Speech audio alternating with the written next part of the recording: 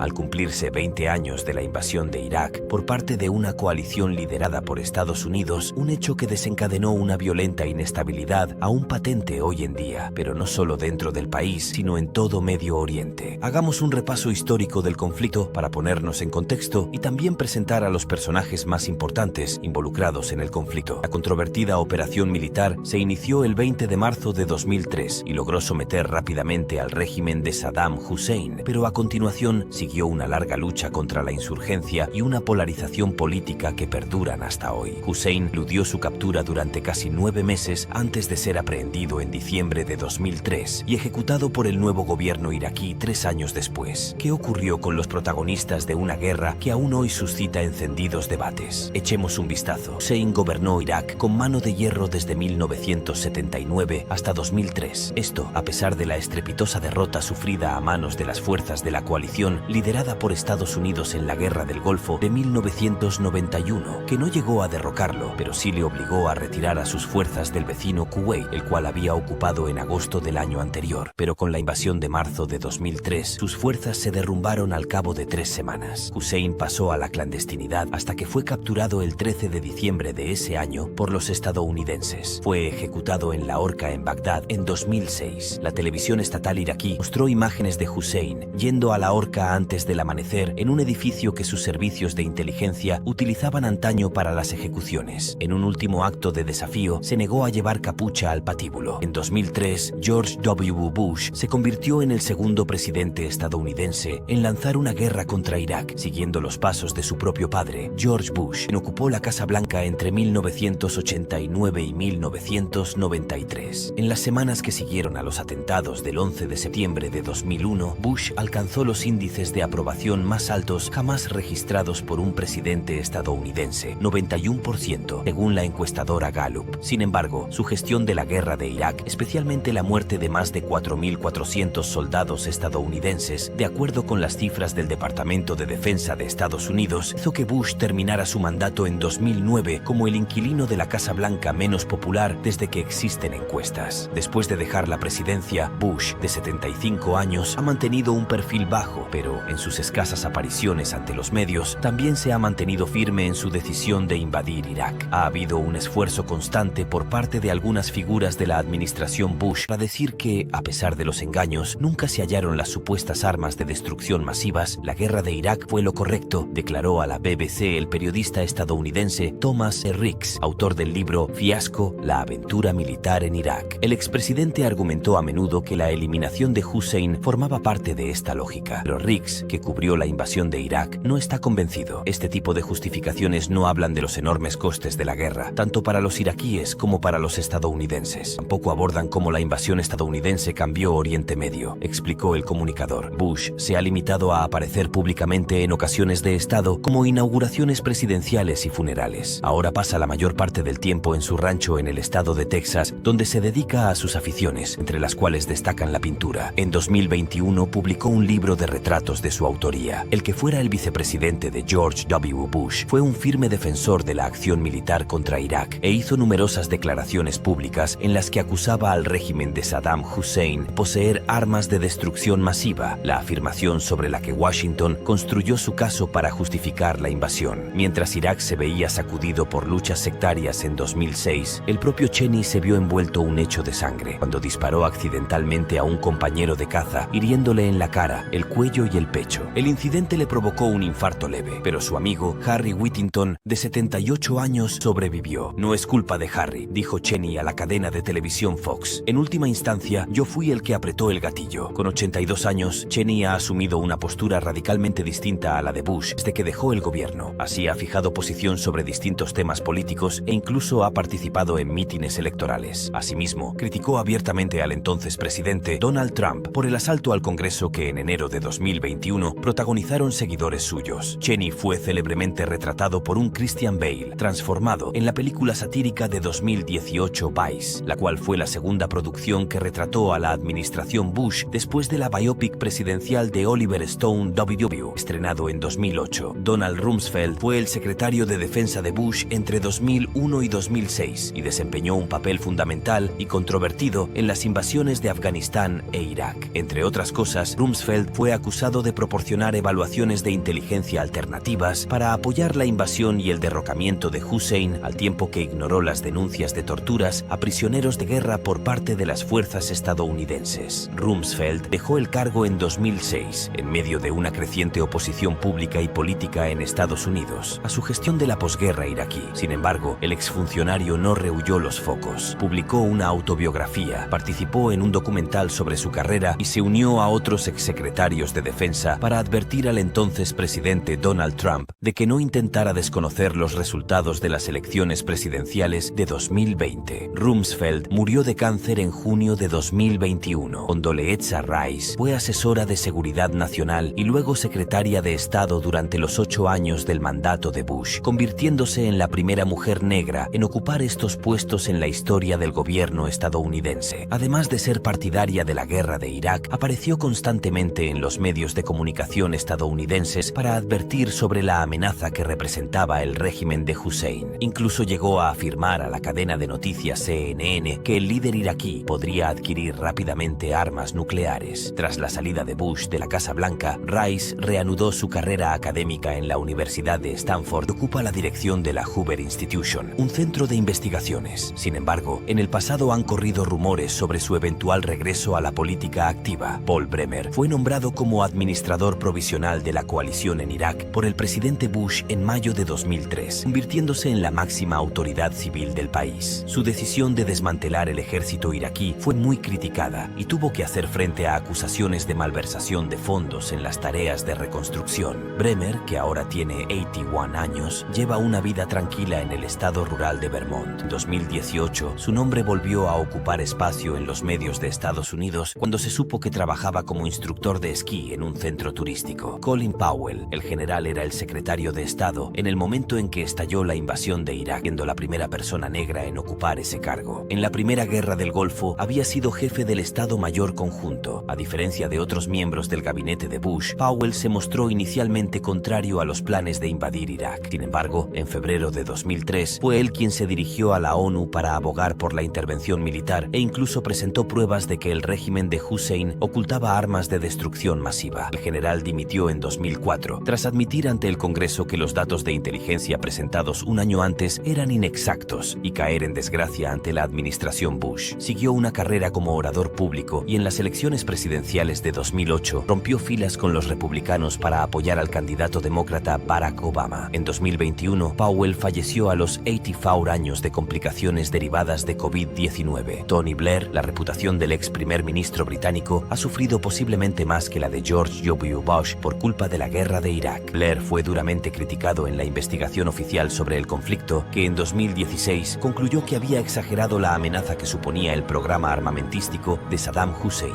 Asimismo, se le acusó de haber enviado tropas mal preparadas a la batalla y de tener planes totalmente inadecuados para las secuelas de la invasión. Blair, de 69 años, dimitió en 2007 y desde entonces se dedica principalmente a su ONG, el Instituto Tony Blair para el Cambio Global. Pero Irak sigue ensombreciendo su legado. En enero del año 2022, más de 500.000 personas firmaron una petición para que el gobierno británico no concediera al político laborista el título honorario de caballero. Hans Blix, el diplomático y político sueco, dirigió la Comisión de las Naciones Unidas de Vigilancia, Verificación e Inspección que investigó la existencia de armas de destrucción masiva en Irak antes de la invasión estadounidense de 2003. Blix vive actualmente en Estocolmo, sigue participando activamente en debates sobre política de seguridad internacional y a los 94 años está a punto de lanzar un nuevo libro, Adiós a las guerras. Ali Hassan al-Mahid, o Ali el Químico, el excomandante militar iraquí, se ganó el apodo de Ali el Químico por su presunto papel en los ataques con gas venenoso que el ejército de Hussein lanzó contra los rebeldes kurdos tras la Primera Guerra del Golfo. Se estima que miles de personas murieron en estos hechos. Al-Majid fue capturado en agosto de 2003 por fuerzas estadounidenses, acusado de genocidio y crímenes contra la humanidad. En enero de 2010 fue ejecutado en la horca. Muhammad Said al-Sahaf, o Ali el Cómico, en el momento de la invasión era el ministro de Información de Irak y pronto se ganó el apodo humorístico de Ali el Cómico por parte de los medios de comunicación occidentales debido a sus pintorescas ruedas de prensa diarias en las que presentaba una visión muy distorsionada de la situación sobre el terreno. El funcionario llegó a asegurar en reiteradas ocasiones que las fuerzas estadounidenses estadounidenses serían derrotadas. Esto, a pesar de que el ejército iraquí venía siendo aplastado. Actualmente se desconoce su paradero. Sin embargo, se cree que habría huido a los Emiratos Árabes Unidos. Moqtada al-Sadr, este clérigo musulmán chiita, saltó a la fama tras la invasión estadounidense, cuando su poderosa milicia, el ejército de Mehdi, luchó contra las tropas extranjeras. Fue acusado de dirigir escuadrones de la muerte sectarios. Desde entonces, se ha presentado a sí mismo como nacionalista y un activista en la lucha contra la corrupción, convirtiéndose una figura política clave en el país. Su coalición Saeroun obtuvo el mayor número de escaños en las elecciones parlamentarias iraquíes de 2018 y 2021. Nouri al-Maliki, en 2006, asumió el cargo de primer ministro de Irak, siendo el primero tras la caída de Hussein. Los críticos le acusaron de enajenar a los políticos sunitas y kurdos. Ya en 2007 se pidió su dimisión. Al-Maliki no dimitió hasta 2014, tras una serie de derrotas en la lucha contra la organización Estado Islámico. Ayatollah Ali al-Sistani, como máxima autoridad clerical chiita de Irak, al-Sistani ha venido desempeñando un papel clave en la política y la religión iraquíes tras la invasión. A diferencia de al-Sadr, prefirió la presión política a la insurgencia. A sus 92 años, al-Sistani sigue siendo una figura enormemente influyente en Irak. Muntadar al-Zaidi fue el periodista iraquí que saltó a la fama internacional en diciembre de 2008 cuando le lanzó sus zapatos a Bush durante una rueda de prensa que este ofreció en Bagdad, celebrada con motivo de su último viaje a Irak como inquilino de la Casa Blanca. Este es un beso de despedida del pueblo iraquí, perro, gritó al-Zaidi al lanzar el primer zapato. El periodista cumplió 6 meses de cárcel, durante los cuales afirma haber sido torturado, y se marchó a Líbano tras su liberación. Al-Zaidi regresó más tarde a Irak. Intentó, sin éxito, ser elegido como diputado en las elecciones parlamentarias que el país celebró en 2018. Esta escena queda como prueba de que un día una persona sencilla fue capaz de decir no a esa persona arrogante con todo su poder, tiranía, armas, medios de comunicación, dinero y autoridad, declaró recientemente. Sin embargo, existieron mentiras que llevaron a Estados Unidos y a sus aliados a invadir Irak hace 20 años. Ahora te contaremos cuáles son sus consecuencias hoy en día. Es uno de los episodios que genera más controversia en la historia reciente. El 20 de marzo de 2003, una coalición liderada por Estados Unidos junto a países aliados como Reino Unido y España dio inicio a la invasión de Irak. El objetivo, acabar con Saddam Hussein, quien gobernó Irak por casi 25 años, y sus supuestas armas de destrucción masiva. Que sería una guerra relámpago de 3 semanas, se prolongó durante 7 años y dejó brutales consecuencias. Más de 100.000 civiles muertos, según la organización Iraq Body Count, IBC, y un país sumido en el caos, que llevó a George W. Bush y a algunos aliados a invadir este país, a pesar de no contar con el respaldo de las Naciones Unidas ni de aliados tradicionales como Alemania o Francia. ¿Y qué secuelas sigue teniendo hasta el día de hoy? Aquí te lo contamos. Pero, ¿por qué ocurrió la invasión? Para entender lo que pasó ese 20 de marzo de 2003, hay que rebobinar un poco en la historia. A pesar de que al comienzo de su gobierno Saddam Hussein mantuvo una buena relación con Estados Unidos, pues se le veía como un aliado natural para frenar la influencia de la revolución islámica iraní, sus lazos con Occidente se quebraron definitivamente en 1990 cuando decidió invadir Kuwait. La ocupación iraquí encendió las alarmas en Occidente. Incluso la Organización de Naciones Unidas, ONU, le dio un plazo para retirarse del país árabe, pero Hussein se negó. Ante esto, una coalición internacional autorizada por la ONU y compuesta por 34 países, entre ellos Estados Unidos, intervino y acabó expulsando a las tropas iraquíes de Kuwait en lo que se conoció como la Primera Guerra del Golfo. La imagen de Saddam Hussein se fue deteriorando cada vez más ante los ojos occidentales. Se le impusieron duras sanciones económicas que llevaron a Irak a una profunda crisis financiera que dejó en la miseria a su población, con altas tasas de desnutrición y falta de suministros médicos. El país también se vio sometido a una serie de inspecciones por parte de la ONU con el fin de supervisar la supuesta destrucción de armas químicas. Pero Hussein no cooperó. Una década después, ocurrieron los atentados del 11 de septiembre de 2001 en Nueva York, tras los cuales el presidente de Estados Unidos, George W. Bush, colocó a Irak entre los países del Eje del Mal, una lista que también incluía a Corea del Norte e Irán, porque supuestamente apoyaba al terrorismo. No pasaron más de 2 años de aquel episodio cuando Washington y sus aliados decidieron derrocar al régimen de Hussein. Armas de destrucción masiva, la prueba clave que nunca existió. Saddam Hussein y sus hijos deben salir de Irak en las próximas 48 horas. Su negativa a hacerlo resultará en un conflicto militar que comenzará en en el momento que elijamos. Las palabras pronunciadas por Bush el 17 de marzo de 2003 fueron el puntapié inicial a la fuerte ofensiva que solo 3 días después comenzaría en Irak. Pero ¿cuál fue la justificación para atacar? Se han esgrimido diferentes razones, entre ellas el presunto apoyo de Hussein a organizaciones terroristas como Al-Qaeda, pero hay una que es clave: la existencia de un supuesto arsenal de armas de destrucción masiva, químicas, biológicas y nucleares en Irak. Este arsenal, no obstante, nunca se encontró. Años después se supo que los datos que se usaron para confirmar esta teoría estuvieron basados en mentiras e invenciones, lo que supuso uno de los mayores fracasos de inteligencia militar de la historia. En su defensa, los gobernantes de aquella época han señalado que sus propios informantes les aseguraron que las armas existían. Es realmente importante entender que la información de inteligencia que estaba recibiendo es en lo que confiaba, y creo que tenía derecho a confiar en ella, dijo el ex primer ministro británico Tony Blair. En esto, las mentiras de algunos espías iraquíes jugaron un papel central. Uno de ellos fue Rafid Ahmed Alwan al-Janabi, un desertor iraquí que llegó a Alemania en 1999 a un campo de refugiados buscando asilo político y diciendo que era ingeniero químico. En ese momento, aseguró haber trabajado en una planta que fabricaba laboratorios de armas biológicas móviles como parte de un supuesto programa iraquí de armas de destrucción masiva. Alwan al-Janabi era conocido con el nombre de curveball, que en inglés significa un lanzamiento de béisbol que toma una curva y engaña a los bateadores. A pesar de que los servicios de inteligencia británica, estadounidense y alemana cuestionaron la autenticidad de sus afirmaciones, finalmente Washington y Londres decidieron creerle. El secretario de Estado de Estados Unidos, Colin Powell, dijo a la ONU en 2003 que Irak tenía laboratorios móviles para producir armas biológicas, mientras que el entonces primer ministro del Reino Unido, Tony Blair, dijo que fuera de toda duda, Saddam Hussein continuaba produciendo este arsenal. Aún así, no había pruebas irrefutables. Pero según el corresponsal de seguridad de BBC News, Gordon Corera, para Estados Unidos, pues la cuestión de las armas de destrucción masiva, ADM, era secundaria frente a un objetivo más profundo: derrocar al líder iraquí. Habríamos invadido Irak si Saddam Hussein hubiera tenido una banda elástica y un clip, le dijo a Corera Luis Rueda, jefe del grupo de operaciones en Irak de la CIA. Habríamos dicho: oh, te sacará un ojo, agregó. Tiempo después, Alwan al-Janabi admitió haber mentido con el fin de que se derrocara a Hussein, pero Estados Unidos y sus aliados ya habían iniciado la invasión. Hans Blix, quien dirigió las inspecciones químicas y biológicas de la ONU, le dijo a la BBC que hasta principios de 2003 creía que había armas, pero comenzó a dudar de su existencia después de que no se pudieron confirmar las denuncias. Vale la pena recordar que Saddam Hussein alguna vez sí tuvo armas de destrucción masiva que utilizó contra los iraquíes kurdos a fines de la década de 1980. Según Gordon Corera, el líder iraquí ordenó la destrucción de gran parte de su arsenal a principios de la década de 1990, después de la Primera Guerra del Golfo y en medio de las inspecciones de la ONU. Sin embargo, lo habría destruido todo en secreto, en parte para mantener la farsa de que todavía tenía algo para usar en contra de su país vecino, Irán. Así que cuando más tarde los inspectores de la ONU le pidieron a Irak que probara que había destruido todo, no pudo hacerlo. La controvertida operación militar no tardó en terminar con el régimen de Saddam Hussein. Fue capturado en diciembre de 2003 y ejecutado 3 años más tarde. Sin embargo, poco a poco la esperanza de los iraquíes con la llegada de los estadounidenses empezó a desvanecerse. Tras la invasión, la impresión en ciudades como Bagdad o Basora era que las fuerzas ocupantes se concentraban más en controlar militarmente el país, capturar a Saddam Hussein y reprimir cualquier foco de resistencia que en suministrar ayudas y servicios a la población local, recuerda Matías Cibel. De esta manera, el vacío de poder tras la caída de Hussein generó caos entre la población local. Edificios públicos, museos y hospitales fueron asaltados y saqueados. Meses después, se desencadenó una cruenta violencia sectaria, especialmente por parte de la mayoría chiita sobre los sunitas, que habían sido los más privilegiados bajo el régimen de Saddam. Hubo una mala planificación de la posguerra sobre cómo querían que el país avanzara. No había una visión clara de si se debía celebrar unas elecciones, si eran los iraquíes quienes debían redactar la constitución, explicó Mundo Hamse Haddad, analista político iraquí. Creo que se debería haber hecho un mayor esfuerzo para darles un papel antes y simplemente aceptar el hecho de que Irak se había librado de Saddam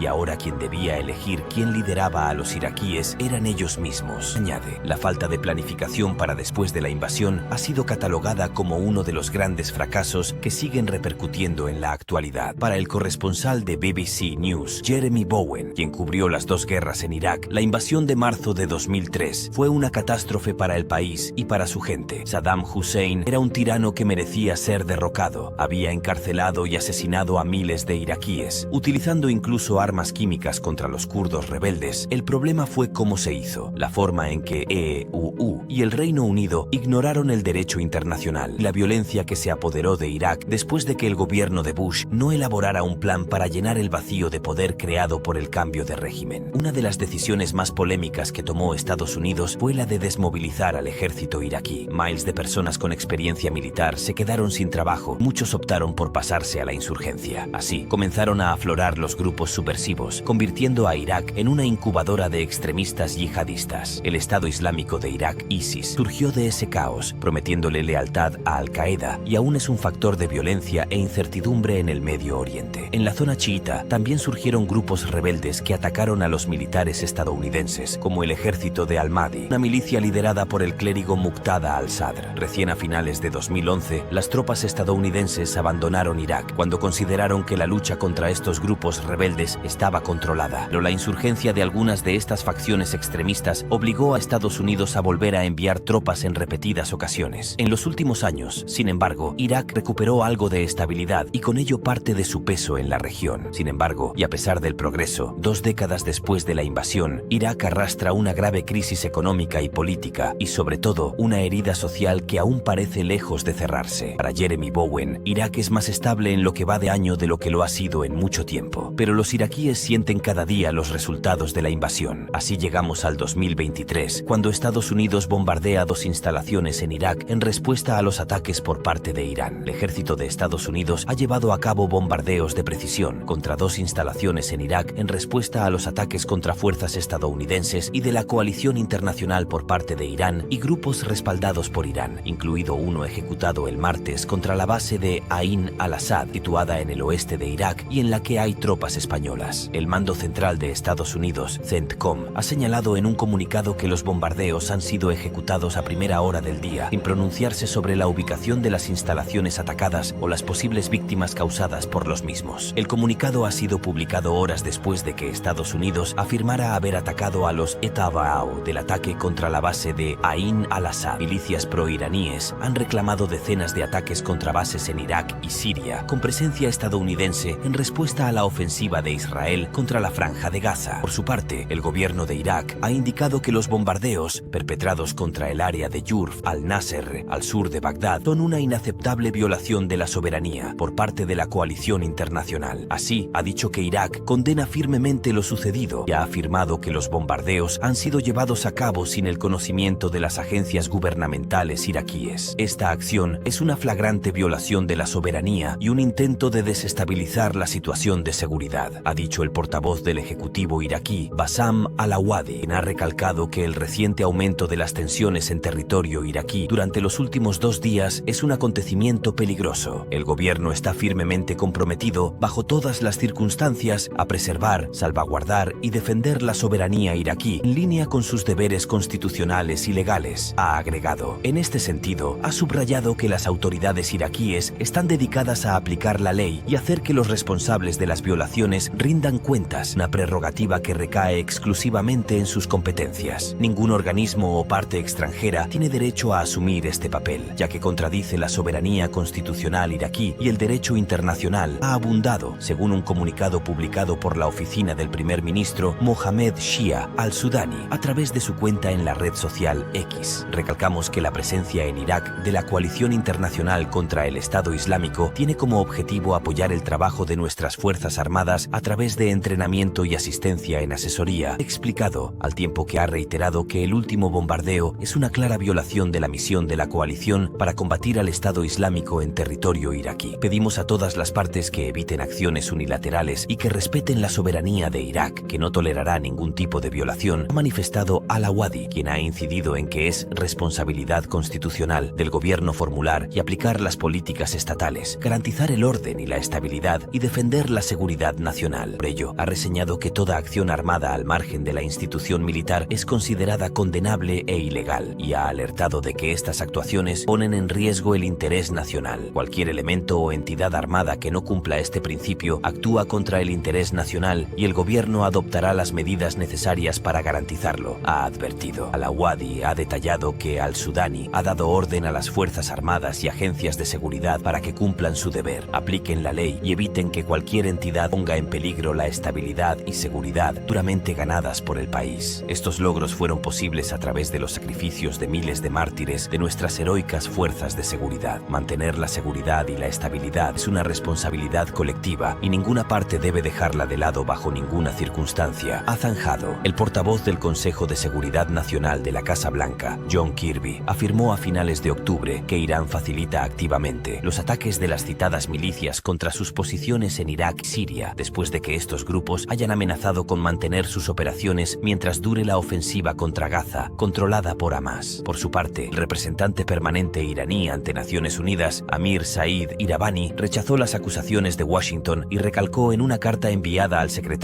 general de la ONU, Antonio Guterres, que RAN nunca ha estado implicado en acciones o ataques contra las fuerzas militares de Estados Unidos en Siria e Irak. Gracias por llegar hasta el final. Comenta qué opinas de esta guerra que tanto costó en vidas humanas a ambos bandos. Te estaremos leyendo. Recuerda dejar un like, suscribirte al canal y activar las notificaciones. Nos encontramos en el próximo video. Hasta pronto.